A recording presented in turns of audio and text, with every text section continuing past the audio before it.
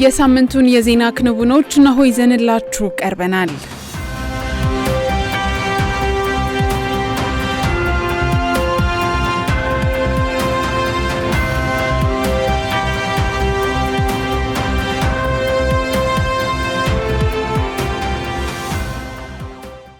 በሶዶ ሀገረ ስብከት ንጹህ መጠጥ ውሃ ፕሮጀክት ተመረቀ።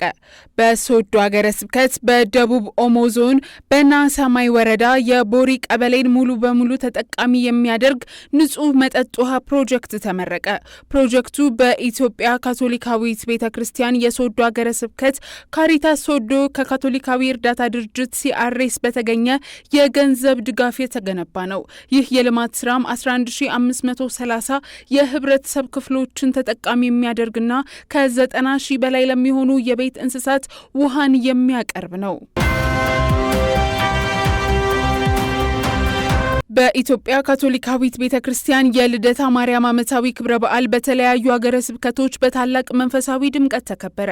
በኢትዮጵያ ካቶሊካዊት ቤተክርስቲያን በአዲስ አበባ ሀገረ ስብከት በልደታ ማርያም ካቴድራል ዓመታዊው የልደታ ማርያም ክብረ በዓል ግንቦት 1 ቀን 2018 ዓ.ም በታላቅ መንፈሳዊነት ተከበረ። የዕለቱን መስዋዕተ ቅዳሴ የመሩት ብፁዕ ካርዲናል አቡነ ብርሃነ ኢየሱስ ሊቀ ጳጳሳት ዘካቶሊካውያን ባስተላለፉት መልእክት እናቱን የሚወድና የሚያከብር ሕዝብ ትልቅ ሕዝብ ነው። እናት ሁሉን የምታውቅ ሁሉን የምትችል ነች። እመቤታችን ቅድስት ድንግል ማርያም በእያንዳንዳችን ልብ ውስጥ ያለውን የጎደለንን ሁሉ ታውቃለች በማለት ተናግረዋል። በባህር ዳር ደሴ ሀገረ ስብከት አፋር ሰመራ የልደታ ማርያም ዓመታዊ ክብረ በዓል በድምቀት የተከበረ ሲሆን በዋዜማው መርሃ ግብር የባህር ዳር ደሴ ሀገረ ስብከት ጳጳስ ብፁዕ አቡነ ልሳነ ክርስቶስ፣ በቁምስናው ቆሞስ ክቡር አባ መብራቱ ጳውሎስ፣ በምእምናንና በማዘር ትሬዛ ደናግላን የእንኳን ደህና መጡ አቀባበል ተደርጎላቸው ዋዜማው በእመቤታችን መቁጠሪያ ጸሎት ታስቦ ውሏል። የአገረ ስብከቱ ጳጳስ ብፁዕ አቡነ ልሳነ ክርስቶስ የክብረ በዓሉን መስዋዕተ ቅዳሴ የመሩ ሲሆን የዕለቱን ቃለ እግዚአብሔርም ለሕዝበ ክርስቲያን አካፍለዋል። በተመሳሳይ በእምድብር አገረ ስብከት የልደታ ማርያም ዓመታዊ ክብረ በዓል በታላቅ መንፈሳዊ ድምቀት ተከብሯል። በእምድብር አገረ ስብከት በየሮ ልደታ ማርያም እንዲሁም በመቃና ልደታ ማርያም ቤተክርስቲያን ዓመታዊው የልደታ ማርያም ክብረ በዓል በታላቅ መንፈሳዊ ድምቀት ተከብሯል። ግንቦት የማርያም ወር እንደመሆኑ መጠን ሕዝበ ክርስቲያኑ ወሩ ሙሉ ለቤተ ክርስቲያን በቤት ውስጥ በጸሎት ቤት መቁጠሪያ ጸሎት እንዲያደርስ የእምድብር አገረ ስብከት ጳጳስ ብፁዕ አቡነ ሉቃስ አሳስበዋል።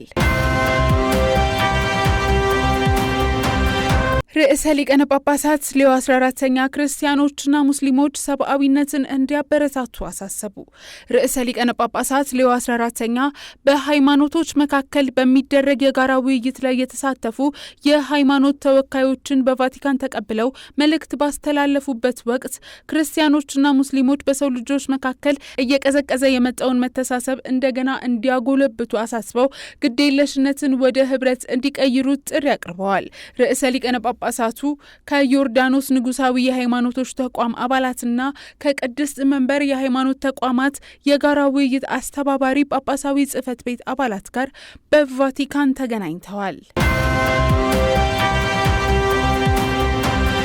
በደቡብ ሊባኖስ የሚገኙ አብያተ ክርስቲያናት ጥቃት እየደረሰባቸው መሆኑ ተገለጸ። በደቡባዊ ሊባኖስ በሚገኙ የክርስቲያን ማህበረሰቦች ላይ በደረሰው ጥቃት የሳልቫቶሪያን ደናግል የቀድሞ ትምህርት ቤትና ገዳም የእስራኤል ጦር ባደረሰው ጥቃት መውደማቸው ተገለጸ። ይህ የመጀመሪያ ጥቃት እንዳልሆነና በ2016 ዓ.ም የሊባኖስ ባህላዊ ቅርስ ተብለው የተመዘገቡ በያሩንና በድርድጋያ ከተሞች የሚገኙ የመልካይት አብያተ ክርስቲያናት እስራኤል ባደረሰችው ጥቃት መውደማቸው ተገልጿል። ሊቀ ጳጳስ አቡነ ጋላጋር የቫቲካን ዲፕሎማሲ ለዘመናት ሰላምን እያገለገለ እንደሚገኝ አስታወቁ።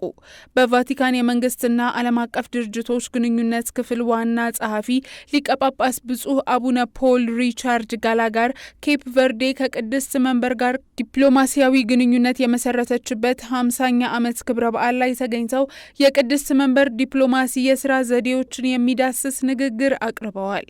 ሊቀ ጳጳስ ጋላጋር በንግግራቸው ቅድስት መንበር ና ኬፕ ቨርዴ የሚጋሩት መሰረታዊ እሴቶች የህይወት ጥበቃ፣ ቤተሰብ፣ የሃይማኖት ነጻነት፣ ሰብአዊ መብት፣ ዲሞክራሲ፣ የብዙ አገራት ግንኙነት እና ዓለም አቀፍ ህግን ያካተቱ መሆናቸውን አስረድተዋል።